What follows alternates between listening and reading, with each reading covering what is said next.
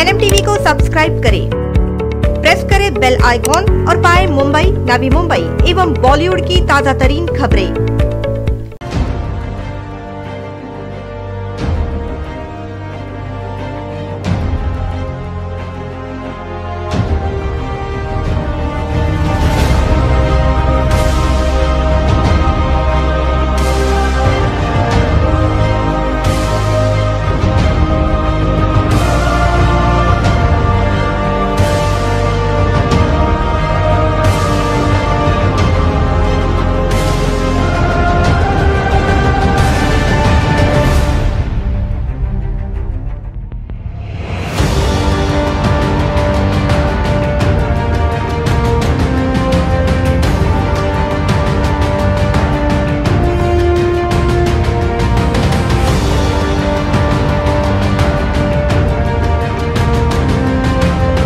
मैं खुलेआम बोलूँगा क्योंकि मैं विक्टिम हूँ कि अगर मैं 3 तारीख को जिलाधिकारी साहब को लेटर देता हूँ और आज 24 तारीख राज्यपाल साहब बोलते तब ये लोग आते, निश्चित तौर पे ये शुक्राचार्य कोई है। क्योंकि अगर महाराष्ट्र सरकार के मुख्यमंत्री बोलते कि हम मराठी मानुस के पीछे, हम भूमिपुत्रों के साथ हैं, तो नहीं है ये बरकरार। यहाँ पे ये झूठा करार मुझे दिखाई दे रहा है।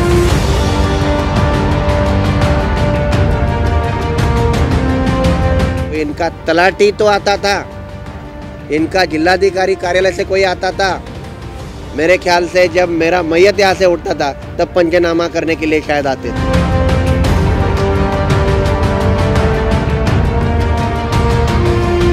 आज मैं वही बार बार दोहराता हूँ कि गणेश नाइक साहब तब भी हमारे विघ्नहर्ता बने थे और आज भी गणेश नाइक साहब हमारे विघ्नहर्ता बने हैं।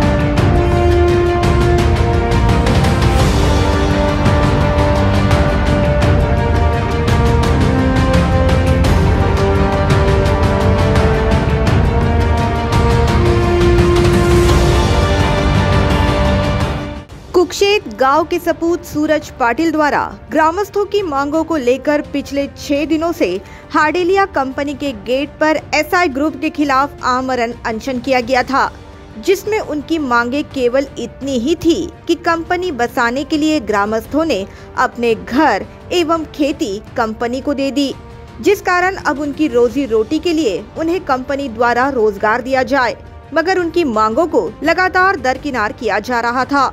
कुछ दिनों पहले कंपनी में भर्ती भी निकाली गई थी, मगर उसमें कुक्षेत गांव के युवाओं को नौकरी देने से साफ इनकार किया गया। ग्रामस्थ युवाओं को रोजगार दिलाने के उद्देश्य से उनके द्वारा शांतिपूर्ण तरीके से ये अनशन जारी रखा गया था। इसी बीच उनकी तबीयत भी खराब हुई, मगर कंपनी व्यवस्थापन ने उनकी दखल तक नहीं ली। कंपनी तो छोड़िए, जिलाधिकारी को पत्र देने के बावजूद पिछले 6 दिनों तक उनकी मांगों को जानने के लिए कोई शासकीय अधिकारी भी नहीं आया।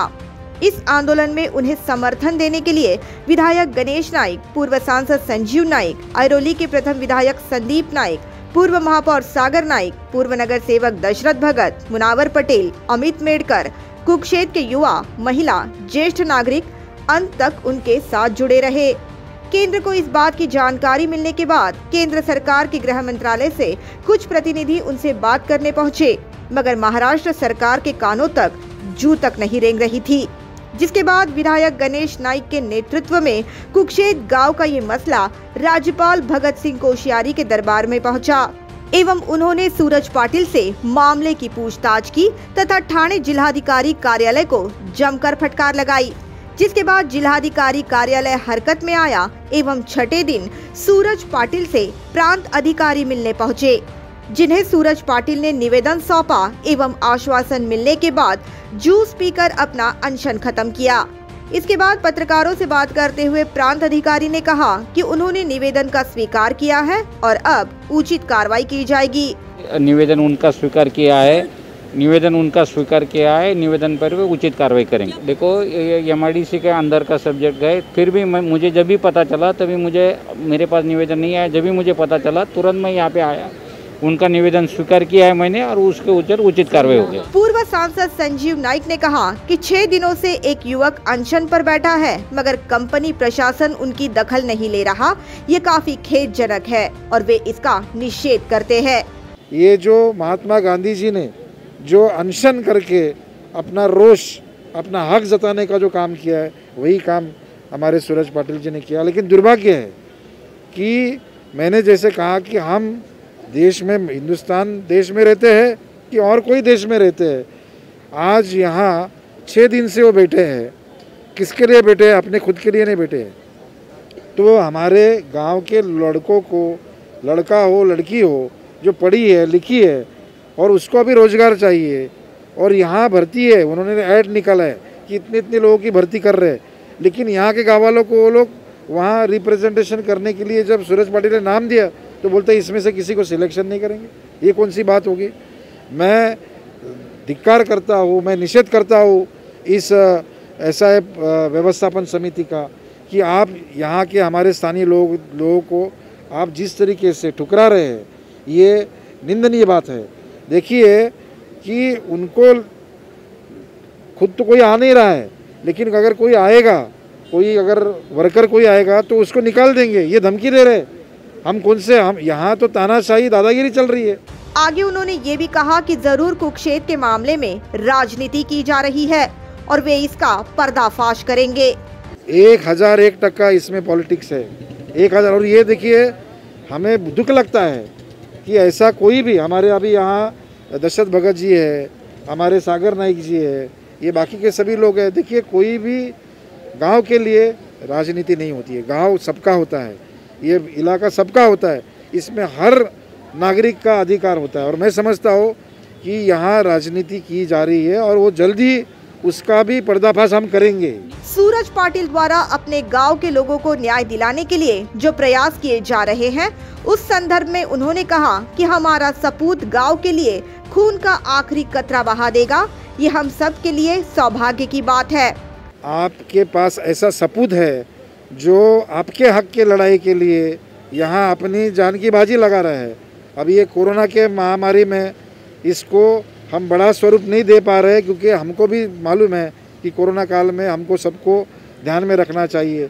लेकिन ये हमारा जो सपूत है कुरुक्षेत्र गांव का, इस गांव के लिए अपना खून का कतरा भी देने के लिए तैयार है। और मैं समझता हूँ कि ऐसा सपूत पाना ये हमारे सभी गांव के लिए ये सौभाग्य की बात है। शायर मतीन पटेल ने भी सूरज पाटिल को लेकर एक शेर पढ़ा। वो हक की लड़ाई लड़ता रहेगा, हक की लड़ाई वो लड़ता रहेगा, जिंदगी की हर जंग वो जीतता रहेगा। हक की लड़ाई वो लड़ता रहेगा, जिंदगी की हर जंग वो जीतता रहेगा। उसको अंधेरों से मत डराओ यारो, वो सूरज है हमेशा चमकता रहेगा। पूर्व नगर सेवक एवं उपोषणकर्ता सूरज पाटिल ने कहा कि इस उपोषण में उन्हें उनके नेता एवं ग्रामस्थों का बड़ा साथ मिला, मगर लड़ाई यही खत्म नहीं होती। अगर न्याय नहीं मिला तो अगला आंदोलन जिलाधिकारी कार्यालय के बाहर होगा। यहाँ पे राज्य शासन का कोई नहीं पहुँचा, पर मेरे नेता मेरे पीछे डट के खड़े। और उससे ज़्यादा खुशी ये है कि मेरे गांव का हर एक इंसान मेरे साथ लड़ाई में उसी ठाम से, विश्वास से मेरे साथ खड़ा है। तो ये जीत कुक्षेत्र गांव वालों की है। ये लड़ाई, जैसे आपने प्रांत साहब को अभी बोला, तो न्याय तो हम लेंगे, क्योंकि एक दिन में नौकरी नहीं मिलती, ये तो हमेशा चलने वाला ये है। तो आज यहाँ लड़ाई ख़त्म नहीं हुई, हमने स्थगित की है। और ये मैनेजमेंट को उनकी जगह दिखा के हम हमारा अधिकार लेंगे ही लेंगे, नहीं तो हम कलेक्टर साहब को बोल ही चुके हैं कि अगला फिर दरवाज़ा आपका है। आगे उन्होंने ये भी कहा कि 3 तारीख को उन्होंने जिलाधिकारी को पत्र दिया, मगर 24 तारीख तक उनकी खबर लेने कोई नहीं आया। कड़े शब्दों में उन्होंने कहा कि जब मेरी लाश उठती तो शायद पंचनामा करने वे जरूर आते। मैं खुलेआम बोलूँगा, क्योंकि मैं विक्टिम हूँ, कि अगर मैं 3 तारीख को जिलाधिकारी साहब को लेटर देता हूँ और आज 24 तारीख राज्यपाल साहब बोलते तब ये लोग आते, निश्चित तौर पे ये शुक्राचार्य कोई है। क्योंकि अगर महाराष्ट्र सरकार के मुख्यमंत्री बोलते कि हम मराठी मानुस के पीछे, हम भूमिपुत्रों के साथ है, तो नहीं है ये बरकरार। यहाँ पे ये झूठा करार मुझे दिखाई दे रहा है। अगर ये मराठी मानुस और भूमिपुत्र के साथ होते तो इनका तलाटी तो आता था, इनका जिलाधिकारी कार्यालय से कोई आता था। मेरे ख्याल से जब मेरा मैयत यहाँ से उठता था तब पंचनामा करने के लिए शायद आते थे। आज मैं वही बार बार दोहराता हूँ कि गणेश नाइक साहब तब भी हमारे विघ्नहर्ता बने थे और आज भी गणेश नाइक साहब हमारे विघ्नहर्ता बने हैं। ये सरकार ने हमारे लिए कुछ नहीं किया है, ना ही कुछ करेगी। आगे उन्होंने ये भी कहा कि महाविकास आघाड़ी सरकार सोई हुई है और यही सरकार की सबसे बड़ी विफलता है। हमारा दुर्भाग्य है कि जब अधिकारी ऐसे अपने मुंह से बोलते हैं तो निश्चित तौर पे ये इस अधिकारी की फेलरपन नहीं है, ये सरकार की फेलरपन है। ये सरकार सोई हुई सरकार है। ये सरकार जगाने के लिए देखिए हर एक का समय आता है, हर एक का वक्त आता है। वो सुवर्ण पल थे, गोल्डन हावर्स, जब गणेश नाइक साहब पालक मंत्री थे तो अपनों की नहीं तो वो अपोजिशन वाले के भी उतने ही सुनते थे। जनता दरबार उसका एग्जाम्पल है। और यहाँ पे पालक मंत्री तो छोड़ो, यहाँ पे मुख्यमंत्री छोड़ो, सादा यहाँ का कोई अधिकारी भी हमारी सुनने के लिए नहीं आ रहा है। तो ये फेलर हमारा नहीं, आम जनता का नहीं है, ये फेलरपन बैठी हुई सरकार का है। आखिरी सांस रहेगी ज़िंदगी की तब तक ये लड़ाई मेरी जारी रहेगी। कुरुक्षेत्र के युवकों के लिए, कुरुक्षेत्र के ग्रामस्थों के लिए, कुरुक्षेत्र के हर उस इंसान के लिए न्याय दिलाना मेरा फ़र्ज़ है। मैं न्याय दिलाता आ रहा हूँ, कर रहा हूँ, करता रहूँगा। ये मेरी सोच है और इससे कभी मैं परे नहीं रहूँगा। Bureau report, NMTV news.